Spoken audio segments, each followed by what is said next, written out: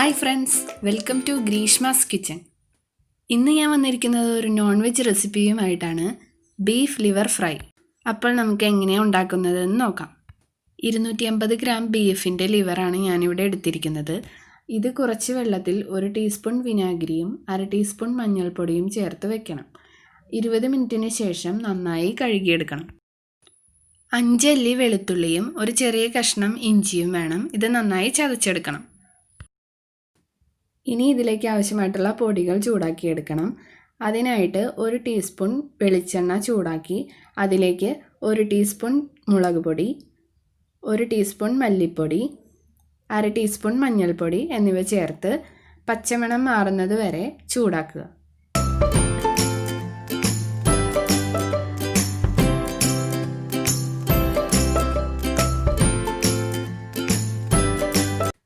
കഴുകി വൃത്തിയാക്കി വെച്ചിരിക്കുന്ന ലിവർ കഷ്ണങ്ങളിലേക്ക് ചൂടാക്കി വെച്ചിരിക്കുന്ന പൊടികൾ ചേർക്കുക.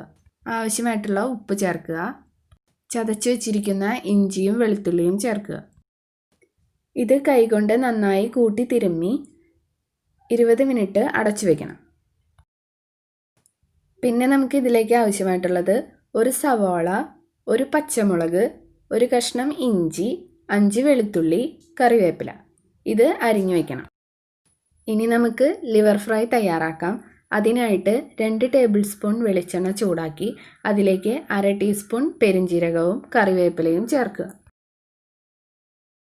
ഇത് നന്നായി പൊട്ടി വരുമ്പോൾ അരിഞ്ഞു വെച്ചിരിക്കുന്ന ഇഞ്ചി, വെളുത്തുള്ളി, പച്ചമുളക് എന്നിവ ചേർത്ത് 1 മിനിറ്റ് വഴറ്റിയെടുക്കണം. ഇപ്പോൾ ഇഞ്ചി, പച്ചമുളക്, വെളുത്തുള്ളി എന്നിവയുടെ പച്ചമണം നന്നായി മാറി വന്നിട്ടുണ്ട്.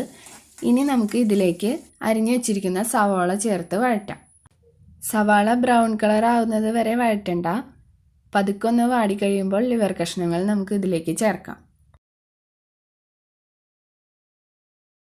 സവാളയിലേക്ക് ആവശ്യമായിട്ടുള്ള ഒരു നുള്ളു ഉപ്പ് കൂടി ചേർക്കണം. സവാള വാടി വന്നിട്ടുണ്ട്. ഇനി ഇതിലേക്ക് ലിവർ കഷ്ണങ്ങൾ ചേർത്ത് നന്നായിട്ട് മിക്സ് ചെയ്യണം.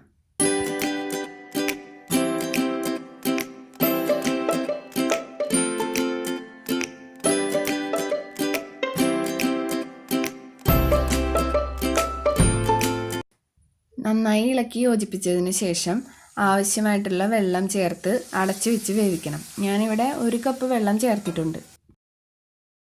ലിവർ കഷ്ണങ്ങൾ നന്നായി വേവുന്നത് വരെ മൂടി തുറന്ന് ഇടയ്ക്കിടയ്ക്ക് ഇളക്കി കൊടുക്കണം, അല്ലെങ്കിൽ അടിക്ക് പിടിക്കും. ലിവർ നന്നായി വെന്ത് വന്നിട്ടുണ്ട്. ഏകദേശം 30 മിനിറ്റ് എടുത്തു കേട്ടോ എനിക്കിത് വെന്ത് കിട്ടാനായിട്ട്.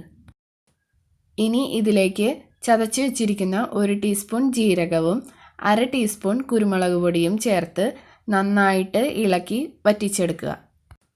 ലിവർ കഷ്ണങ്ങൾ നന്നായി മൊരിയുന്നത് വരെ ലോ ഫ്ലെയിമിൽ ഇട്ട് ഇളക്കി കൊടുക്കണം.